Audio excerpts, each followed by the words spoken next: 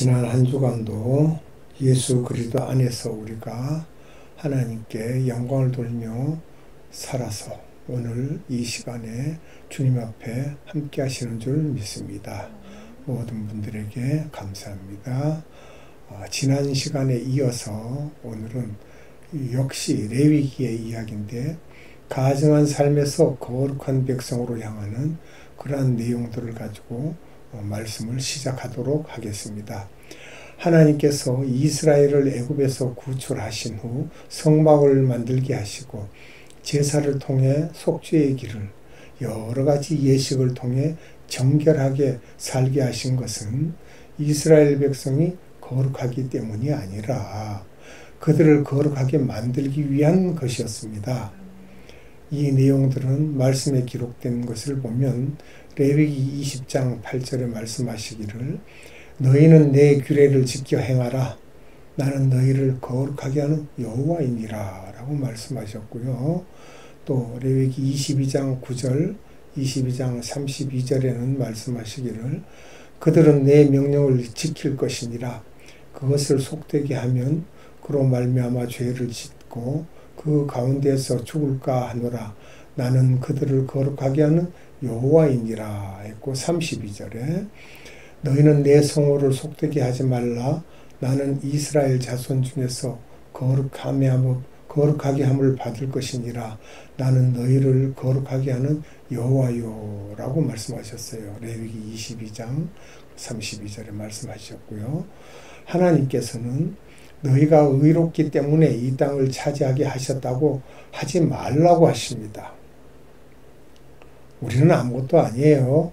이스라엘은 의롭지도 않고 정직하지도 않습니다. 다만 가나안 족속들이 가증하기 때문에 몰아내는 것이고 조상들에게 하신 맹세를 이루기 위해서 그 땅을 주신 것입니다. 그러니까 하나님께서 하나님의 일을 이루시는 것이죠. 신명기 9장 4절로 5절에 말씀하시기를 나는 내 하나님 여호와께서 그들을 내 앞에서 쫓아내신 후에 내가 신중에 이르기를 내 공의로움으로 말미암아 여호와께서 나를 이 땅으로 인도하여 드려서 그것을 차지하게 하셨다 하지 말라. 이 민족들이 악함으로 말미암아 여호와께서 그들을 내 앞에서 쫓아내심이라. 내가 가서 그러니까 너가 가서 그 땅을 차지함은 너 공의로 말미암음 아니며 네 마음이 정직함으로 말미암음도 아니요 이 민족들이 악함으로 말미암아 내 하나님 여호와께서 그들을 내 앞에서 쫓아내심이라. 여호와께서 이같이 말씀하심은 내 조상 아브라함과 이삭과 야곱에게 하신 맹세를 이루려 하심이니라. 하나님께서 맹세하신 것을 이루게 하시려고 하신 일이지 이스라엘 백성이 정결하고 깨끗하고 이스라엘 백성이 거룩해서 하신 것이 아닙니다. 그러므로 약속의 땅에서 행복하게 살려면 가증한 일을 그만두고 정결하게 살고 거룩한 하나님의 백성이 되어야 한다는 것입니다. 신자의 삶의 여정은 거룩의 여정입니다. 이것을 표시하면 여러분들은 보이지가 않지만은 제가 말씀으로 연결해서 알려드리도록 하겠습니다. 가증하면 끊어진다는 것이고 불결함은 격리돼야 된다는 거예요. 또 백성들은 정결해야 되고 또 거룩함은 제사장 나라이기 때문에 그렇다는 것입니다. 그래서 여러분들은 우리가 버릴 것은 가증함과 불결함이죠. 그래서 가증하면서 끊어지고 불결함에서 격리되어야 된다는 거고 또 정결한 것은 정결함은 백성들이 정결해야 된다는 것이고 또 거룩함은 제사장들이 거룩해야 하나님께 나아갈 수가 있죠. 그러한 이야기들을 할 수 있는 것이고 가증한 자들은 끊어지게 됩니다. 땅도 그들을 토해냅니다. 구속의 은혜가 아니면 살 수도 없고 소망도 없습니다. 더러운 자들은 격리됩니다. 구원받았다고 해도 불결하다면 격리되어 정결해지도록 해야 합니다. 그래서 그 정결함이 되어질 때 다시 원상태로 돌아가는 것이죠. 그래서 사도 바울은 옛 생활을 끊어버리라고 말하고 있죠. 그 내용은 골로새서 3장 5절로 6절에 기록되었습니다. 그러므로 땅에 있는 이 지체를 죽이라. 곧 음란과 부정과 사욕과 악한 정욕과 탐심이니 탐심은 우상숭배니라. 탐심은 우상숭배라고 했습니다. 이것들로 말미암아 하나님의 진노가 임하느니라. 뭐 때문에? 탐심 때문에. 그것은 우상숭배이기 때문에 하나님이 진노하신다는 것입니다. 그러니까 이스라엘 백성이라면 또 지금 우리가 믿는다라고 하는 하나님의 백성이라면 탐심을 버려야 하겠습니다. 탐심은 우리 속에서 나오는 건데요.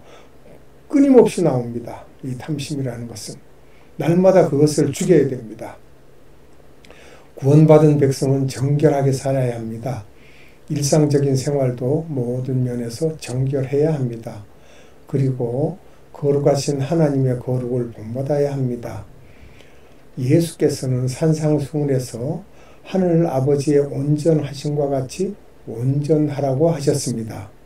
여기에 레위기 11장 45절에 기록되어 있어요. 그것이 우리를 부르신 하나님의 부르심에 부응하는 것이라고 말씀하고 계십니다. 그러면 말씀을 찾아서 보도록 할게요. 레위기 11장 45절에 나는 너희의 하나님이 되려고 너희를 애굽 땅에서 인도하여 낸 여호와라. 내가 거룩하니 너희도 거룩할지어다. 마태복음 5장 47절로 48절에 또 너희가 너희 형제들에게만 무난하면 남보다 더하는 것이 무엇이냐? 이방인들도 이같이 아니하느냐? 그러므로 하늘에 계신 너희 아버지의 온전하심과 같이 너희도 온전하라. 출애굽기 19장 5절로 6절에 말씀하시기는 세계가 다 내게 속하였나니 너희가 내 말을 잘 듣고 내 언약을 지키면 너희는 모든 민족 중에서 내 소유가 되겠고 너희가 내게 대하여 제사장 나라가 되며 거룩한 백성이 되리라. 너는 이 말을 이스라엘 자손에게 전할지니라. 모세에게 일렀죠. 그래서 우리는 돌아온 탕자, 둘째 아들같이 더러운 자들입니다. 물론 정결하게 사시는 분들도 계시겠지요. 그러나 우리가 속에서 나오는 이 탐심 때문에 다 더러운 자들입니다. 아버지는 신과 옷을 입히고 가락지를 끼워 회복을 시켜주셨습니다. 아버지가 누구십니까? 우리 하나님이시라고 생각을 하시고 이 말씀을 보고 들으시면 참 좋을 것 같습니다. 이제 우리는 온전히 거룩함을 이루도록 애써야 한다고 바울은 강조합니다. 또 복음 전도와 선교도 거룩함이 없다면 영향력을 끼치기 어렵습니다. 사랑한다고 해도 거룩을 잃어버리면 그 사랑은 천박한 유행가 가사와 다를 것이 없을 것입니다. 이웃사랑에 대해 말씀하시면서 하나님께서는 먼저 거룩하라고 하셨습니다. 그런 성경 구절들이 있을까요? 있지요. 누가복음 15장 22절에 말씀하시기를 아버지는 종들에게 이르되 제일 좋은 옷을 내어다가 입히고 손에 가락지를 끼우고 발에 신을 신기라. 그 더러운 둘째 아들을 아버지는 그를 죽었다가 살아온 아들이라고 하죠. 고린도후서 7장 1절 그런즉 사랑하는 자들아 이 약속을 가진 우리는 하나님을 두려워하는 가운데서 거룩함을 온전히 이루어 육과 영의 온갖 더러운 것에서 자신을 깨끗하게 하자.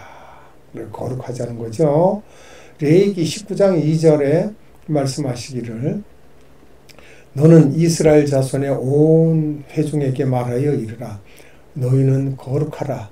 이는 나 여호와 너희 하나님이 거룩함이니라. 아멘. 이렇게 이스라엘에 대한 말씀을 거룩한 삶으로 거룩한 백성으로서의 그 삶을 이야기하고 계셨습니다. 이제까지 지나온 이야기들 중에 우리가 한번 생각해 볼 것은 힘든 것을 이겨낼 때 성숙하게 된다는 것입니다. 힘든 것을 이겨내야 됩니다. 그래서 성령의 9가지 열매 중에서도 오래 참음이 있죠. 그와 같이 힘들 때 참아야 됩니다. 명주나방이 고치에서 나오는 과정이 너무나 힘들어 보여서 고치의 한쪽을 잘라 주었더니 쉽게 나올 수 있었지만 그렇게 나온 나방은 날 수가 없었다는 실험 결과는 고난의 가치를 잘 보여줍니다. 고난 자체는 힘들고 무척 고통스럽지만 그 과정에서 내면이 강해지고 새로워지며 이전에는 볼 수 없었던 소중한 것들을 볼 수 있는 눈이 생기게 됩니다. 우리도 하나님의 말씀을 함부로 보고 함부로 지나치지 말고 힘들더라도 힘써서 말씀을 보고 읽으며 그것을 마음에 담아야 될 것입니다. 위대한 인물들의 특징에서 빼놓을 수 없는 것이 바로 고난을 통과하였다는 것입니다. 다 어려움을 겪었고 힘든 일을 겪었고 그 과정을 거쳐서 그들이 아주 훌륭한 그러한 인물들이 된 것이죠. 레위기를 읽는 것은 힘든 과정입니다. 참 힘듭니다. 레위기를 시작하면은 거의 다 포기합니다. 딴 거 먼저 보고 나중에 볼게요. 이런 식의 말씀을 이제 하고 그렇습니다. 일반인들은 레위기를 보면 첫째는 이해가 어렵고 또 보기도 어렵습니다. 같은 언어가 많이 이렇게 반복되어 있기도 하고요. 모세 오경의 가운데 위치하였다는 사실과 그 기록된 말씀의 95%가 하나님께서 직접 하신 말씀이라는 사실만으로도 우리의 믿음 성장에 말할 수 없는 유익이 된다는 것을 기억하셔야 됩니다. 그러니까 하나님의 말씀이 우리가 받아들이기가 어렵습니다. 왜? 우리가 정결하지 않아서, 우리가 거룩하지 않아서, 우리가 더러워서, 우리가 깨끗하지 않음으로 인하여 하나님의 말씀이 우리 속에 들어오기가 어려운 것입니다. 그래서 어렵고 힘들더라도 그 말씀을 보면서 우리가 깨닫고 말씀을 다시 보고 다시 보아서라도 꼭 알아갈 수 있도록 되어지시기를 원합니다. 자세하게 설명하면 성경 그 자체보다도 더 어려워질 수 있겠다는 생각에 레위기가 친숙해질 수 있도록 간략하게 이제까지 얘기를 풀어봤습니다.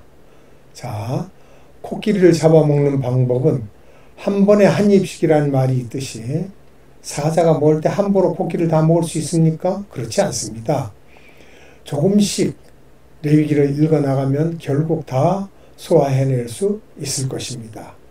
레위기를 들으신 여러분들도 이 레위기의 이야기를 이제까지 들으시면서 힘든 그러한 일들이 많았을 것입니다. 그러나 그 말씀들을 다시 읽고 다시 보고 다시 듣고 하다 보면 조금씩 이 말씀이 모든 듣는 분들의 마음에 들어가서 하나님의 말씀이 역사하심으로 인하여 이해가 되고 깨닫게 되어서 우리가 행할 수 있는 믿음에까지 이를 줄 믿습니다. 몇 가지 금원을 기억하면 좋겠습니다. 뭐냐 하면은 고통이 없으면 얻는 것도 없다. 레위기를 읽는데 여러분 고통이 따릅니다. 또 예수님께서도 십자가 없이 면류관이 있을 수 있습니까? 그래서 우리가 그 십자가를 생각하지 않으면 면류관이 없습니다. 십자가의 고통이 있어야 우리가 이후에 주님 나라에서 면류관을 받을 것입니다. 또 대가를 치르지 않고 상 받을 수 없습니다. 대가라는 게 뭡니까? 달리기 하는 선수들이 여러 명이 달리더라도 우승하는 사람은 한 사람입니다. 그러니까 그 우승하기 위해서 어떤 대가를 치러야 됩니까? 숨이 턱에 차도록, 숨이 막혀서 정말 이러다가 내가 죽겠지 하는 그러한 경제까지 이르렀을 때 결국 1등에 올인할 수 있을 것입니다. 그러면 그는 상을 탈 것입니다. 그래서 우리는 표대를 바라보고 달리는 선수와 같이 한 곳만 바라보고 달리는 그러한 여러분들이 되시기를 예수님의 이름으로 축원합니다. 그리고 또 이 레위기는 참 놀랍습니다. 그래서 우리가 레위기를 볼 때마다 참 놀랍다 합니다. 시편 119편 18절에 내 눈을 열어서 주의 율법에서 놀라운 것을 보게 하소서. 그것이 어떤 책이냐? 레위기예요. 레위기를 보면 놀라운 일들이 많이 있죠. 지난 시간에 여러 시간에 걸쳐서 레위기의 말씀을 드렸습니다. 그것을 또 듣고 여러분들이 여러분의 영의 음식으로 생각하고 레위기를 보시게 되면, 들으시게 되면 그 그것이 영의 양식이 될 것입니다. 레위기를 보게 되면 완전한 제물이신 예수 그리스도가 예표되어 있습니다. 우리가 그걸 알아야 됩니다. 양을 잡으니까 날마다 양 잡으니까 그저 양 잡아서 제사 지내나 보다 착각하지 마십시오. 그 양이 누굽니까? 흠 없는 양을 잡아서 하나님께 드릴 때 그것이 양이 아니라 그 양의 피로 속죄가 된다라 쓰는 것은 예수님의 피라고 생각하십시오. 속죄제는 그리스도의 대속적 사역을 선명하게 예시합니다. 대제사장은 자신과 자기 권속을 위해 수송아지를 속죄제로 드리고 온 백성을 위해 수염소를 속죄제로 드렸습니다. 결함이 없는 제물에 손을 얹음으로써 바친 자의 죄가 전가되고 죄인이 선 장소에서 제물이 죽임을 당하며 그 피는 하나님 앞에 바쳐지고 제물은 진 바깥으로 내보내집니다. 레위 9장 8절로 11절에 말씀하시기를 이에 아론이 제단에 나아가 자기를 위한 속죄제 송아지를 다 잡음에 아론의 아들들이 그 피를 아론에게 가져오니 아론이 손가락으로 그 피를 찍어 제단 뿔들에 바르고 그 피는 제단 밑에 쏟고 그 속죄 제물의 기름과 콩팥과 간 거풀을 제단 위에서 불사르니 여호와께서 모세에게 명령하신 것 같았고 그 고기와 가죽은 진영 밖에서 불사르라 라고 말씀하셨습니다. 예수께서 그 피를 예루살렘에서 흘리셨고 그 육신은 성문 밖 감람산으로 올라가서 들리셨던 것이 골고다 언덕이죠. 바로 온 백성을 위해 속죄제였던 것임을 보여주는 것입니다. 이런 것을 우리가 말씀을 레위기에서 보면서 이 말씀은 예수님을 예표로 해서 이렇게 기록된 말씀이구나 라는 것을 우리가 깨닫고 보고 알게 되면 참 레위기가 굉장히 놀라운 책입니다. 그 놀라움을 여러분들이 체험하게 되면 레위기가 어려운 책이 아니고 하나님께 영광을 돌릴 수 있는 길을 빨리빨리 찾아서 갈 수 있는 길을 제시해 줍니다. 사도행전 1장 9절로 12절의 말씀, 이 말씀을 마치고 그들이 보는데 올려져 가시니 구름이 그를 가리어 보이지 않게 하더라. 올라가실 때 제자들이 자세히 하늘을 쳐다보고 있는데 흰옷 입은 두 사람이 그들 곁에 서서 이르되 갈릴리 사람들아 어찌하여 서서 하늘을 쳐다보느냐? 너희 가운데서 하늘로 올려지신 이 예수는 하늘로 가심을 본 그대로 오시리라 하였느니라. 제자들이 감람원이라 하는 산으로부터 예루살렘에 돌아오니 이 산은 예루살렘에서 가까워 안식일에 가기 알맞은 길이라. 또 히브리서 13장 11절로 12절에 이는 죄를 위한 짐승의 피는 대제사장이 가지고 성소에 들어가고 그 육체는 영문 밖에서 불사름이라. 그러므로 예수도 자기 피로서 백성을 거룩하게 하려고 성문 밖에서 고난을 받으셨느니라. 성전 안에서 돌아가신 것이 아니라 성문 밖에서 제물로 드려진 것이죠. 예수 그리스도는 속죄 제물만 되시는 것이 아니라 속건 제물이시고 화목제가 되시며 또 소제도 되시고 번제도 되시고 위임제를 완성하셨습니다. 여기에 대한 말씀들을 한번 볼까요? 먼저 속건 제물에 대해서 이사야서 53장 10절에 여호와께서 그에게 상함을 받게 하시기를 원하사 질고를 당하게 하셨은즉 그의 영혼을 속건 제물로 드리기에 이르면 그가 씨를 보게 되며 그의 날은 길 것이요 또 그의 손으로 여호와께서 기뻐하시는 뜻을 성취하리로다. 속건 제물로 드려졌어요. 다음은 화목제물에 대한 말씀이 요한일서 4장 10절에 되어 있습니다. 사랑은 여기 있으니 우리가 하나님을 사랑한 것이 아니요 하나님이 우리를 사랑하사 우리 죄를 속하기 위하여 화목제물로 그 아들을 보내셨습니다. 예수님이 화목제물이래요. 우리가 그런 것을 자세히 알아야 되겠죠. 그래서 레위기에 다 기록되어 있습니다. 또 소제물로도 드려졌다고 했어요. 이사야서 53장 2절에 그는 주 앞에서 자라나기를 연한 순 같고 마른 땅에서 나온 뿌리 같아서 고운 모양도 없고 풍채도 없은즉 우리가 보기에 흠모할 만한 아름다운 것이 없도다.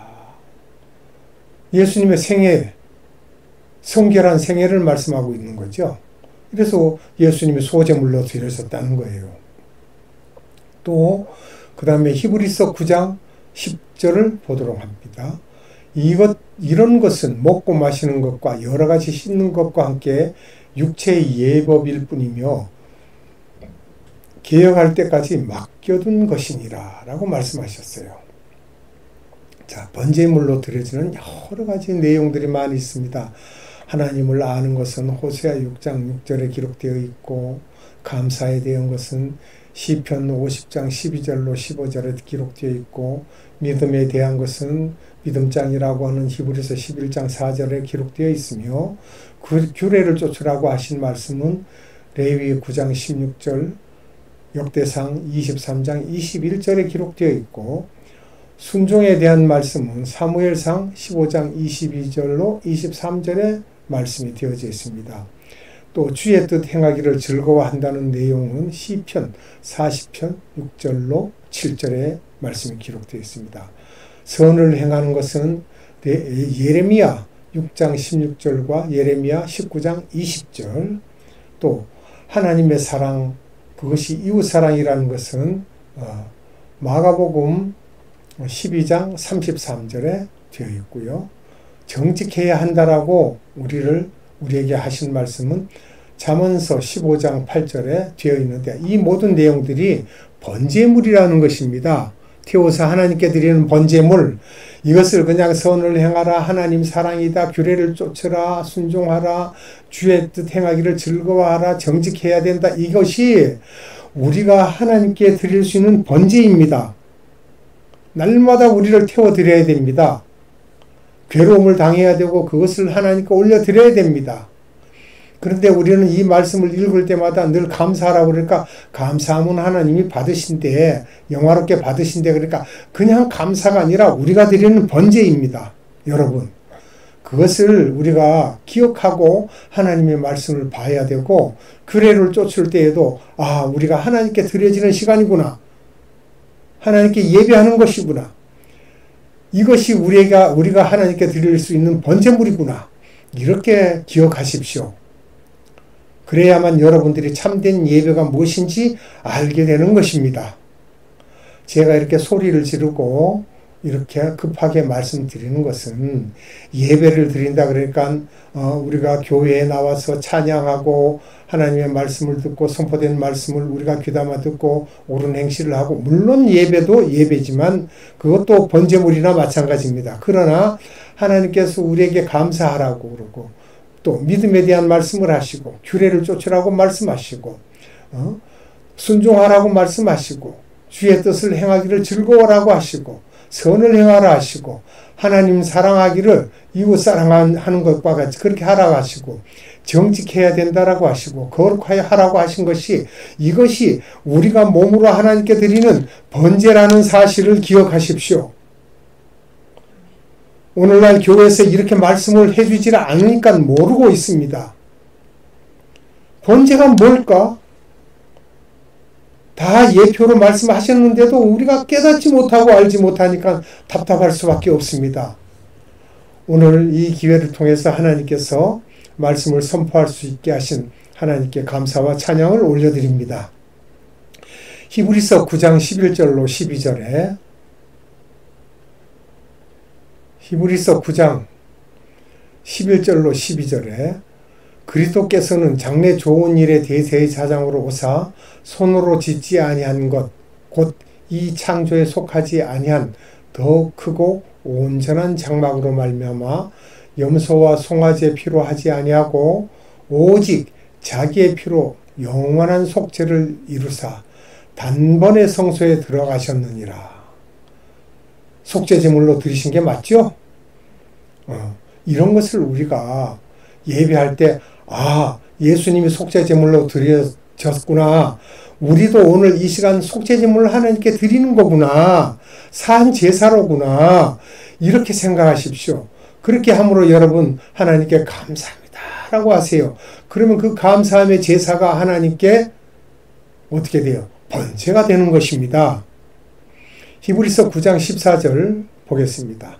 하물며 영원하신 성령으로 말미암아 흠없는 자기를 하나님께 드린 그리스도의 피가 어찌 너희 양심을 죽은 행실에서 깨끗하게 하고 살아계신 하나님을 섬기게 하지 못하겠느냐. 자, 우리가 예수님께서 흠없는 자기를 들이심으로써 그 피를 흘리셨어요. 그렇게 그 피를 우리가 뒤집어 쓴 거나 마찬가지입니다. 번제를 드리는 거예요. 예수님의 십자가의 보혈을 우리가 뒤집어 쓰고 성막 안에 들어간 것 같이 그렇게 하나님께 나아감으로 감사를 드리는 겁니다. 이것이 번제의 제사를 우리가 하나님께 드리는 것입니다. 여러분 잊지 마시고 기억하십시오.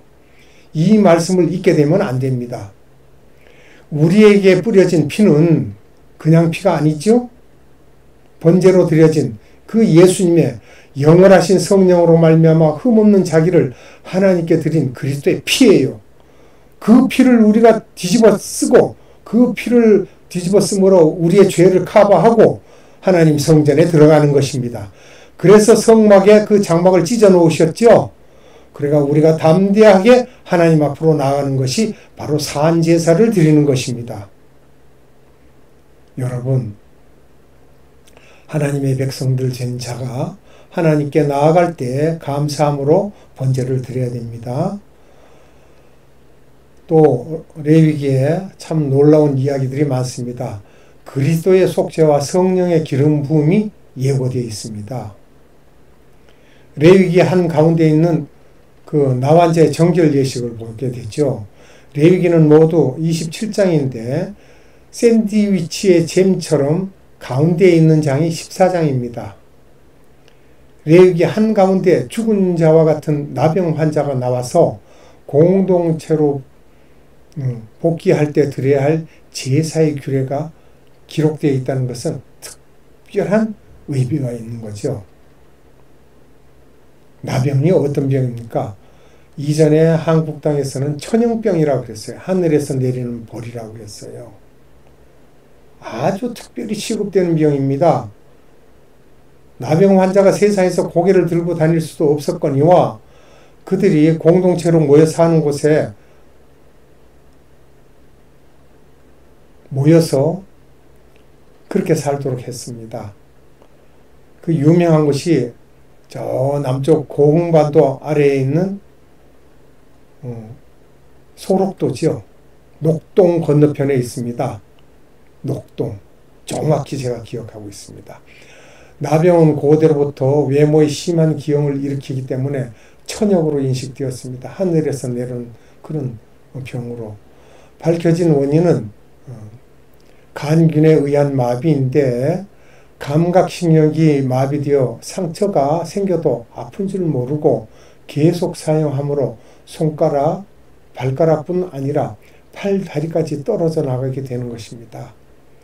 전염성이 없다는 것이 확인되는 경우에도 기피되는 두려운 병이었습니다. 참 두려운 병이었죠. 잠시 이야기를 밖으로 돌려서 이전에 박정희 대통령 영부인 유경수 여사가 소록도에 내려가서 그 나병 환자들을 만나서 손을 잡고 악수를 하고 그들을 안아줬습니다. 참 아름다운 이야기예요. 그로 인해서 전라도 지방에 아무리 민주당 표가 나온다 해도 소록도만큼은 항상 그 보수 진영의 표를 찍었고 박근혜 대통령도 그곳에서 다 100% 다 찍었다라고 하는 그런 이야기도 있습니다. 지금도 보수 우파의 편을 들어서 투표할 때 표를 찍는다고 합니다. 얼마나 그것이 그들에게 큰 영향을 줬는지 모릅니다. 왜냐하면 죽은 자와 똑같이 취급된 나병 환자예요. 아예 자식이라도 죽었다 하고 집에서 내쫓았습니다. 나병 환자는 가족이나 친지들이 옷을 찢고 슬퍼하며 헤어졌는데 이것은 실상 장례식과 같았던 것이죠. 살아있어도 이름 대신 산 사람이 아니라 나환자로, 나병 환자로, 문둥병자로 이렇게 불렀습니다. 죽은 자로 여겼던 것입니다. 나병 환자는 진 밖에 쫓겨나서 살아야 했고 길에서 사람을 만나게 되면 입술을 가리고 부정하다고 외쳐야 했습니다. 이 말씀이 레위기 13장 45절로 46절에 기록되어 있습니다. 나병 환자는 옷을 찢고 머리를 풀며 윗입술을 가리고 외치기를 부정하다 부정하다 할 것이요 병 있는 날 동안은 늘 부정할 것이라. 그가 부정한즉 혼자 살되 진영 밖에서 살지니라. 나병 환자들이 이렇게 혹독한 대접을 받은 것은 사회와의 접촉을 완전히 차단하기 위한 것이었습니다. 마치 나병 환자가 죽은 자로 취급되어 하나님의 전에 나가지 못하고 진 밖에서 살았던 것처럼 인간은 죄로 말미암아 죽은 자가 되었습니다. 에베소서 2장 1절에 그는 허물과 죄로 죽었던 너희를 살리셨도다 그랬어요. 우리도 죽은 자들이었습니다. 왜? 영원히 죽은 자였고 아담 때문에 정령 죽으리라고 하신 그 말씀대로 우리는 사단의 계략에 속아서 사단의 영이 우리 마음에 들어와서 죽은 자와 같았던 우리 영혼이 우리의 허물과 죄로 인하여서 예수님이 죽어주시고 그 피로 우리를 씻어주셨기 때문에 우리가 산 자가 된 것입니다. 성경은 인간이 죽을 뻔한 것이 아니라 허물과 죄로 죽었다고 명백하게 말합니다. 나병 환자가 공동체로 복귀 오직 은혜로 그런데 하나님께서 긍휼이 풍성하셔서 우리를 사랑하시는 그 큰 사랑 때문에 그리스도를 보내셔서 죄를 대속하시고 허물로 죽은 우리를 그리스도와 함께 살리신 것입니다. 어떻게 살리셨어요? 그 피를 우리가 카바침으로 뒤집어 쓰므로 우리가 성전에 나가게 된 것이죠. 에베소서 2장 4절로 5절에 말씀하시기를 긍휼이 풍성하신 하나님이 우리를 사랑하신 그 큰 사랑을 인하여 허물로 죽은 우리를 그리스도와 함께 살리셨고 그랬어요. 너희는 은혜로 구원받은 것이라는 것이죠. 죽은 것과 다름없는 나병 환자가 특별한 은혜로 낫게 되면 먼저 제사장에게 몸을 보이고 확인을 받은 다음 정결 의식을 거쳐서 공동체에 복귀할 수 있었습니다. 예수님이 이 땅에 오셨을 때도 나병 환자를 고쳐줬는데 한 사람만이 제사장에 보이고 예물을 드리고 예수님께 찾아왔죠.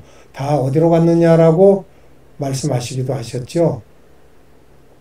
그게 예수께서도 명령하신 나병 환자의 정결 예식이 있습니다. 예수께서도 나병 환자를 고치실 때 놀랍게도 손을 대시면서 말씀하셨어요. 마태복음 8장 3절에 예수께서 손을 내밀어 그에게 대시며 이르시되 내가 원하노니 깨끗함을 받으라 하시니 즉시 그의 나병이 깨끗하여 진지라. 이 말씀을 보게 되면 우리가 기억할 수 있는 문제가 있죠. 호렙산 아래서 모세가 떨기나무를 보고 찾아갔을 때 주님이 말씀하시죠. 내가 선 것은 거룩하니 내 발에서 신을 벗으라 하고 모세에게 뭐라 그래요? 지팡이를 내밀라 해서 그 지팡이를 잡으라고 하고 말씀하시니까 그 지팡이가 뱀이 되죠. 땅에 떨어졌을 때 뱀이 되는데 또 다시 지팡이를 집으라 하며 집으니까 그것이 다시 지팡이로 다시 되돌아오죠. 하나님은 능치 못함이 없으십니다. 그러니까 예수님이 나병 환자에게 손을 대시고 깨끗하라고 하시니까 그 즉시로 나을 수 있고 그 즉시로 정결하게 될 수 있는 것입니다. 나병 환자가 접종하는 모든 것이 부정해지는데 예수님은 부정해지신 것이 아니라 도리어 그를 정결하게 하신 것입니다. 신기하죠? 주님의 능력입니다. 정결케 하는 능력이 있는 분이심을 보이셨던 것입니다. 그리고 모세에 명한 예물을 드리라고 하셨는데 그것이 바로 레위기 14장에 기록된 것입니다. 한가운데, 레위기 한가운데 기록되어 있습니다. 27장 한가운데 14장으로 딱 끼워져 있습니다. 아주 중요한 내용이죠. 자, 그리고 마태복음 8장 4절에 예수께서 이르시되 상과 아무에게도 이르지 말고 다만 가서 제사장에 내 몸을 보이고 모세가 명한 예물을 드려 그에게 입증하라 하시니라. 이 말씀이 마가복음 1장 44절과 누가복음 17장 14절에도 기록되어 있습니다. 자, 이렇게 되어서 제사장의 몸을 보이고 속건제, 속죄제, 번제를 드리는 것은 죄로 인해 분리되었던 자가 그리스도의 은혜를 힘입어 다시 하나님께 나아갈 수 있음을 상징합니다.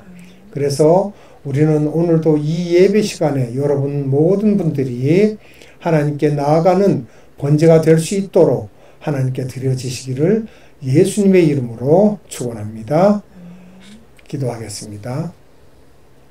참 사랑이신 하나님 감사합니다.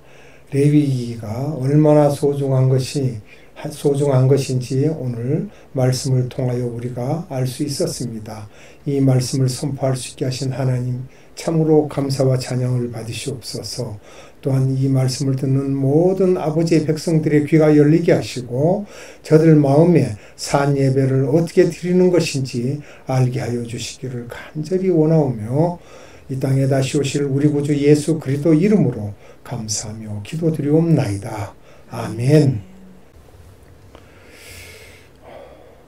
지금은 우리 구주 예수 그리스도의 한량없는 은혜와 하나님의 극진하신 사랑하심과 성령님의 감화, 감동, 교통, 역사하심이 오늘 예배드린 모든 자들의 머리 위에와 이 땅에서 예배드린 모든 교회들 위에와